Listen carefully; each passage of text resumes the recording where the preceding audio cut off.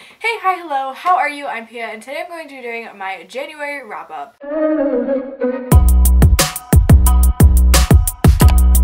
This being the first month of the year, I'm pretty happy with the books that I ended up reading. I didn't read any of my TBR jar picks, but they're definitely the next books that I want to read. I read some amazing books. I DNF'd one book, I read like 3 5-star books, so it was a really good reading month, and I am very excited to talk about all the books that I read. If you don't already, make sure to follow me on Goodreads to keep track of my reading in real time. The first book that I read was Emma by Jane Austen. This is one of my least favorite books of all time. It was so bad. I think I gave this 1 star. I understand that it's an unlikable protagonist. I get it. I've talked about it in class, like I understand the point and the purpose of a book, but I can still just not like it. I thought it was really boring and it dragged and I really wanted to not be reading it anymore. Today's emoji book rating is going to be The Bow, and like I said, I gave it 1 star. I was gonna not rate it because I typically don't rate books that I read for school. So I just wanted everyone to know that I hated this book. Next up, I read Paper Towns by John Green. It's an incredible book. This is the first time I've actually read Paper Towns. I was obsessed with this book. I read it at the perfect time. I'm now a 2nd semester senior. It follows seniors, you know, and it really captures that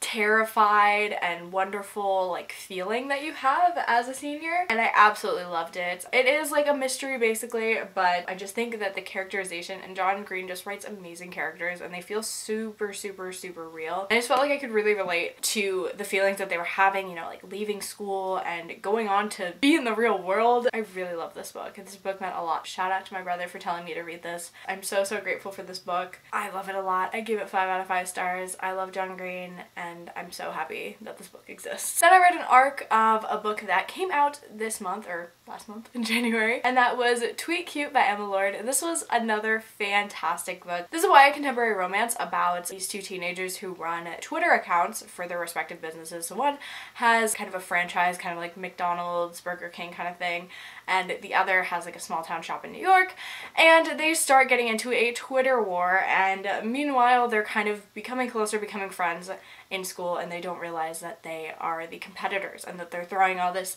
shade online, and it's so great. I love, again, the characters. Another story about seniors and senior year, and I loved it so much. I loved the romance in this. Writing style was really good as well, and this is a debut. It felt so fresh and so new, and it took these tropes that, you know, we've all heard of. We've all heard of enemies to lovers, the hidden identities, we've all heard of those, but I think that Emma Lord put a really good modern twist on it and made it very contemporary, very approachable, very relatable, and very 2020, which I really appreciated because it made these ideas really fresh on them. So I really love this book. As you could tell, I don't own a physical copy and I need to. I love this book. I gave it 5 out of 5 stars. I highly recommend if you're looking for a good contemporary romance. It also centers around themes of family, obviously school and drama, and it's got some great baking in it as well as cooking, and I just love the focus on family and friendship. The next book I read, I'm so glad I finally finished because I felt like I was reading this book forever, and that is Lord of Shadows by Cassandra Clare. This is the 2nd book in the Dark Artifices series. I read this with my friend Fabian. He actually bought me this book. This was a really fun time. I definitely don't think it was my favorite Shadowhunter book,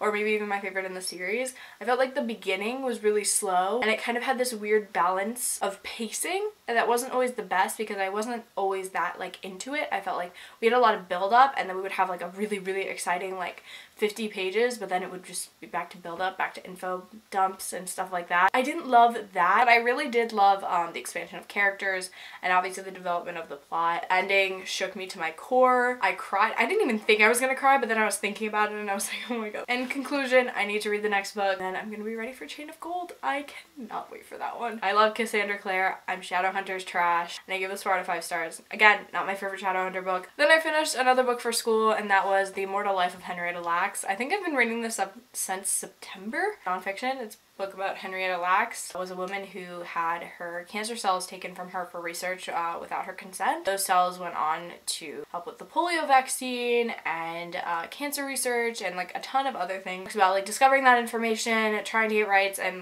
following the family afterwards, as well as just the genetics behind the cells and stuff like that, which is why we read it for genetics. I feel this book was really interesting. I really don't have too much to say about it. I did not rate it. Next up, I finished another book that I've been reading for a little while. I think I started this in November, and that is Ninth House by Libra Dugo. I was listening to the audiobook of this and I got it out from my library, which is why I had to skip a couple months while other people read it. I really liked this, especially on audio. It's told in dual timelines. It's about a girl who is showing up to Yale and she has a very troubled past and she has this ability to see ghosts, and she's like helping out other like student, and they help like manage the secret societies of Yale in their like weird mystical goings on. And then it also has a second timeline of where her partner in crime basically has disappeared and there's been a murder. Or maybe the murder's in the other part. I don't really remember. I really like this book. I really like the magic system. I think it was super interesting. They call it the Ghost Greys, and she's like basically the only one who can see them without any aid. This definitely has a ton of dark stuff going on. So I do want to give a trigger warning for sexual assault, rape, sexual harassment, violence, murder, and drug abuse. I ended up giving this 3.5 out of 5 stars. I really liked it and I thought some parts were like very fast going and very intriguing, though other parts I felt like it was just info dumpy. But I think I will continue with the series because this will be a series. Then we have my DNF for the month, and that was A Tale for the Time Being by Ruth Ozeki. This was another book I was supposed to read for school and I got about halfway through it. It ended up being very triggering for me and very upsetting, and a book that I just couldn't pick up anymore, so I didn't. But then I read a book called Wildfire by Carrie Mack. This was another new release for January that I had an arc of off of NetGalley. This is kind of a survivalist story about these two best friends who have been through a lot of like near-death experiences together, but now they're hiking to try to get to fire camp after a tragedy has struck the female main character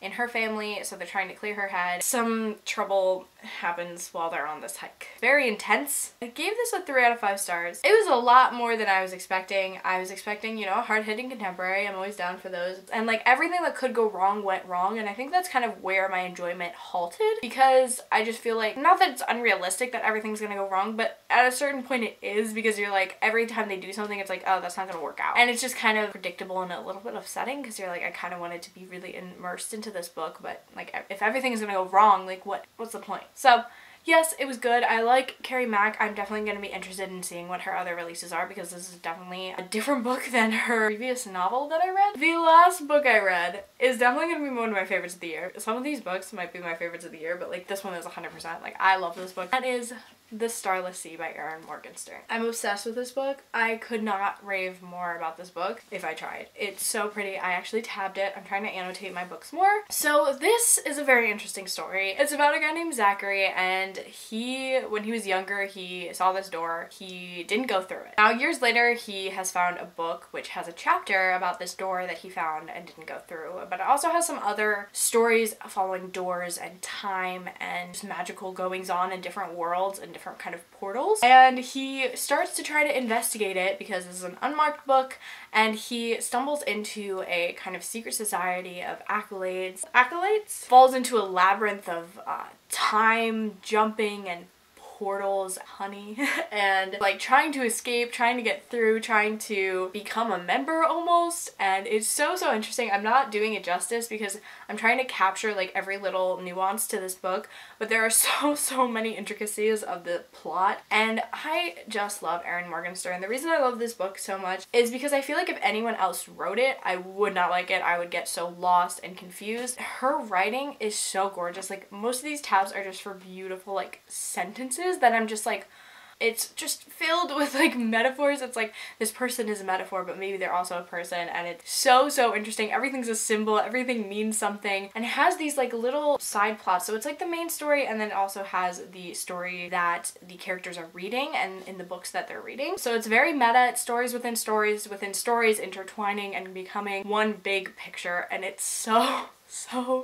gorgeous. I am in love with this book. Anyway guys, those are all of the books that I read during January. Let me know in the comments down below what you read in January, if you read any of these books, or if you're planning on reading them because of my recommendation. That would be very cool. Yeah, with that being said, like, comment, subscribe, do all the things, and I will see you in my next video. Bye!